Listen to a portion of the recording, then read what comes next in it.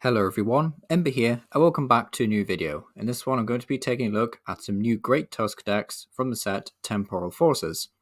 So if you don't know what Great Tusk does, it's 140 HP, single prize ancient Pokemon, so pretty tanky for a non-evolving basic. And it has 2 attacks. We'll never be using Giant Fangs, hopefully, so yeah, it's a terrible attack, we don't care about it. But we will be using Ground Collapse. So for 2 colorless energy, it says discard the top card of your opponent's deck. If you played an ancient supporter card from your hand during this turn, discard 3 more cards. So it's effectively a mill for effect for 2 colorless energy, and we have to play that ancient supporter card.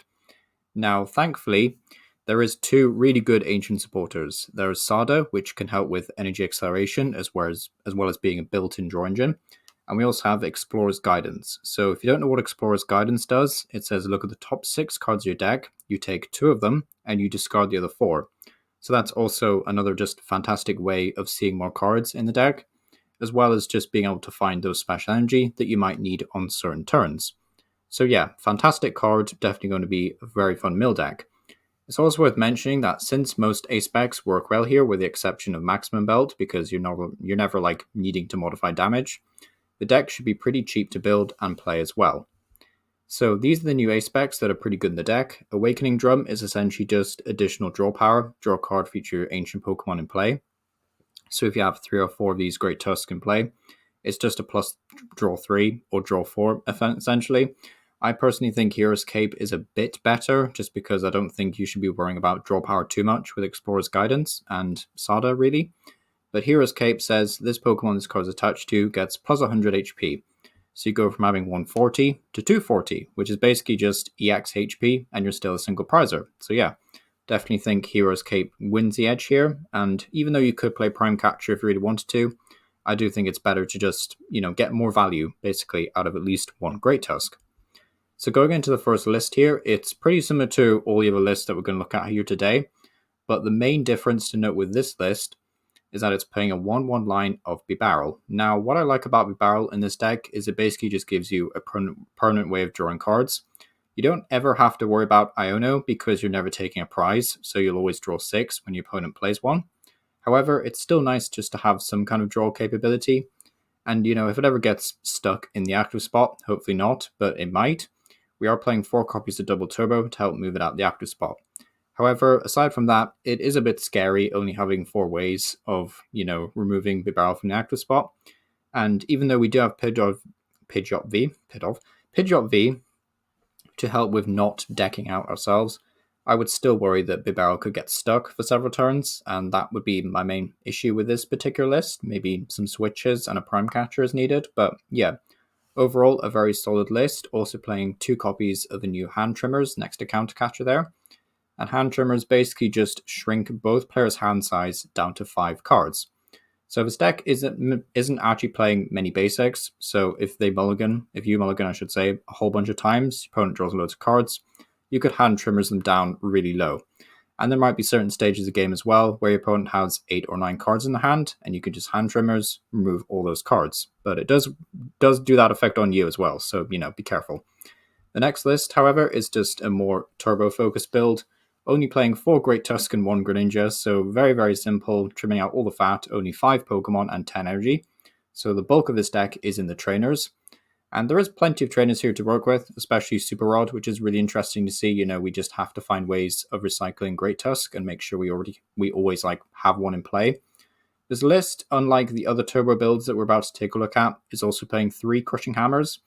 I personally don't think Crushing Hammers are super great moving forward.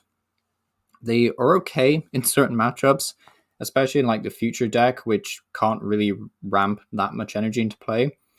But typically, Crushing Hammers won't be good against Charizard, they won't be good against Excalibur, they certainly won't be good against Generator decks or Metang builds, so I kind of worry about the efficiency of Crushing Hammers here. But if you really like Crushing Hammers and you want an excuse to play them, then this list is obviously perfect for you. This list is also playing the Hero's Cape for that plus 100 HP modifier, as well as 3 booster capsules to get plus 60 HP, so definitely a strong focus on HP increase. Also playing a Pokestop, funny enough, to potentially get some items, but you do have to be careful with items. Also worth noting is actually the Earthen Vessel to discard energy, potentially, or just something really to search for 2 more energy. So that's just a great combo with Professor Sada. So yeah, nice to see this list, and definitely one that I'd be looking to try out myself. Next up, though, is we have a bit more variety on the previous builds that we've seen. Not playing any kind of draw engine, but still playing some techs. So we have Ditto. So potentially we can start with Ditto. I still think Ditto is like a bit of a risky card to play full stop, but it's here if you really want to. Also play Mimikyu, and note the 1 copy of Psychic Energy, so you can actually attack with this Mimikyu if you really, really wanted to, and like KO a basic for a prize card, but don't think it's super worth it, to be honest. But either way, Mimikyu is definitely good in this deck, as it just buys you some more time as a bit of a wall Pokemon, and hopefully your opponent will do most of the work for you, and just, force them to expend more resources and deck out a bit, before you can then come in with Great Tusk and finish them off, hopefully.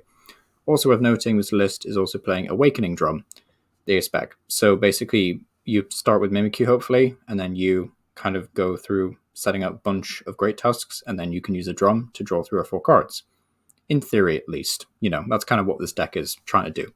Also worth noting, because you're playing Pidgeot V, you can also play the Forest Seal Stone, so you'll be able to search your deck for any 1 card once per game. Fantastic for a deck like this. So lastly, we're going to take a look at is a straightforward turbo build, except we're not playing Crushing Hammers. So there's -3 slots there.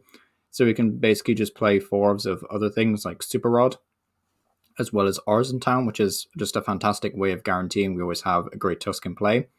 This deck is obviously supposed to be very, very consistent, this list I should say. It is very focused in that if you obviously like clunk up with too many of these cards that you really don't need at that specific point in the game, it might be difficult to get out of it, but you do play 4 Pokegear at the very least to get to Sada and what's it called, Explorer's Guidance. I will have to check if Pokegear is post-rotation legal, by the way. I'm not actually sure if Pokegear is, but hopefully it is, because it's a fantastic card and will definitely help this deck out a whole bunch. But yeah, that's it for the Turbo deck. But yeah, thank you for watching. It's been a more of a concise, shorter video for Great Tusk, but I still wanted to cover it because I thought it would be potentially a great new mill deck. So yeah, thank you for watching.